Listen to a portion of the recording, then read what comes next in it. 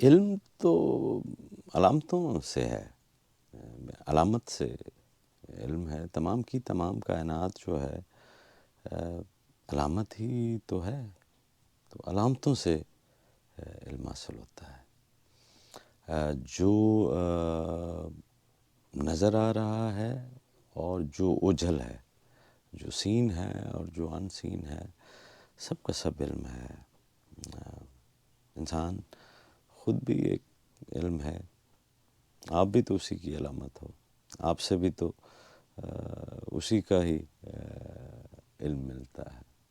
تو اس سے بڑھ کر اور طلسم ہوش ربا کیا ہو کہ تمہارے ارد گرد اور خود تمہارے اندر نشانیاں ہی نشانیاں ہیں، علامات ہی علامات ہیں، اور علامات سے جو ہے وہ علم ہی علم ہے۔ تو اب یہ انسان پر منحصر ہوتا ہے کہ وہ ان علامتوں سے علیم تک پہنچے، تو علیم کا علم حاصل کرے، جس نے یہ علامتیں تخلیق کی ہیں۔ یہ علامتوں کا ہی کھیل ہے، پڑھنے والی چیز سے زیادہ جو ہے وہ یہ دیکھنے سے تعلق رکھتا ہے، مگر یہ وہ خرد سے جو ہے وہ پرے کی کہانی ہے۔ علامتوں سے علم حاصل کرنے کے لیے سب سے بڑی قید سے آزاد ہونا پڑتا ہے، اور وہ قید خود انسان کی اپنی ایک مخصوص سوچ کی قید ہوتی ہے۔ اس کو جو کچھ پڑھا گیا ہے، جو پڑھایا گیا ہے، اس نے اس کی سوچنے کے زاویے کو ایک خاص ساخت دے دی ہے، ایک زاویہ نگاہ جو ہے وہ دے دیا ہے، اور وہ اسی عینک سے اس پوری کائنات کو دیکھتا رہتا ہے۔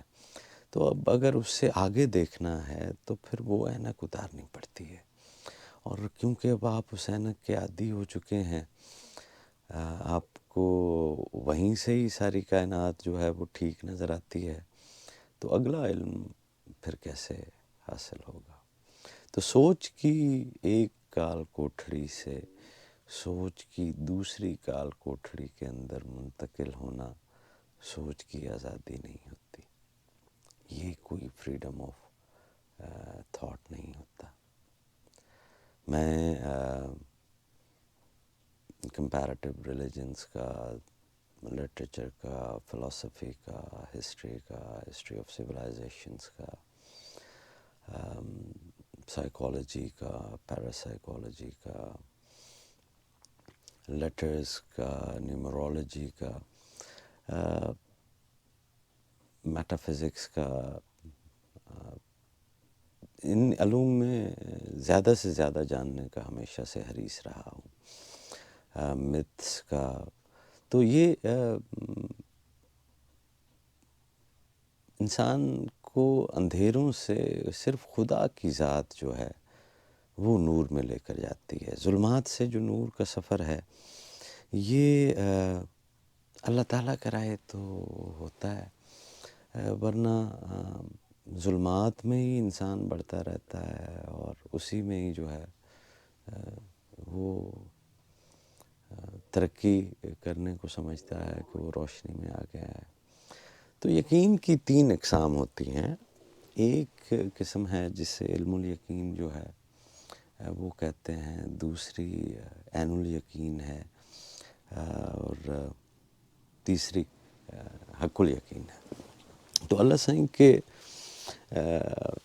حوالے سے عوام کی کثیر تعداد جو ہے وہ علم الیقین کے درجے پر رہتی ہے۔ یہ کتاب کا، درس کا، قانون، من و تو کے فرق میں رہنے والا شعور ہوتا ہے۔ اس درجے میں اچھائی برائی کی پہچان جو ہے وہ ہمہ وقت موجود رہتی ہے۔ یہ تحریر و تقریر کا جہان ہے، اس میں نفع و نقصان کا ترازو جو ہے وہ لٹکتا رہتا ہے۔ جنت و دوزخ اسی درجے کے مقام ہیں، یہاں مزاحمت جاری رہتی ہے، اور یہ جہان عقل ہے جسے علم الیقین کہتے ہیں، اور اسی جہان عقل میں عوام کی اکثریت علم الیقین کے درجے پر ہی رہتی ہے، وہ تفریق میں ہی چیزوں کو دیکھتی ہے، وہ اچھے اور برے، نفع اور نقصان میں ہر چیز کو دیکھتی ہے۔ تو یہ علم الیقین جو ہے وہ ہوتا ہے۔ اور پھر دوسرے درجے پر اللہ تعالیٰ کی خاص عنایت و فضل سے انسان جو ہے وہ عین الیقین کے مرتبے میں داخل ہوتا ہے، اور یہ مشاہدے کا جہان ہے، آبزرور اینڈ آبزروڈ کی بات ہے۔ یہاں مزاحمت کچھ نہیں ہے، جو آبزرو کر رہا ہے وہ کیا مزاحمت تو نہیں کر رہا، وہ تو صرف آبزرو کر رہا ہے۔ اور شاہد اور مشہود دونوں الگ رہتے ہیں، آبزرور اینڈ آبزروڈ جو ہے۔ من و تو کی تکرار تو قائم رہتی ہے، لیکن متضاد نظر آنے والے واقعات کے پیچھے جو رضا کار فرما ہوتی ہے اس میں وہ طاقت حقیقی نظر آنے لگتی ہے۔ تو یہ فلسفہ و نفسیات کا علاقہ ہے، اور اس میں جو ترقی کر جاتے ہیں ان کو کثرت کے پیچھے چھپی وحدت جو ہے، the unity behind that apparent multiplicity جو ہے، اس کی جھلک نظر آنے لگتی ہے، اور یہ عرفان ہوتا ہے، یہ عرفان کی جگہ ہے، عارفین کا ملک ہے۔ یہاں جھگڑا نہیں ہے، یہ حیرت کا علاقہ ہے۔ یہاں اس عارف کو ہر دن جو ہے وہ اس کے اوپر حیرت غالب رہتی ہے، اور حیرت ہوتی کیا ہے؟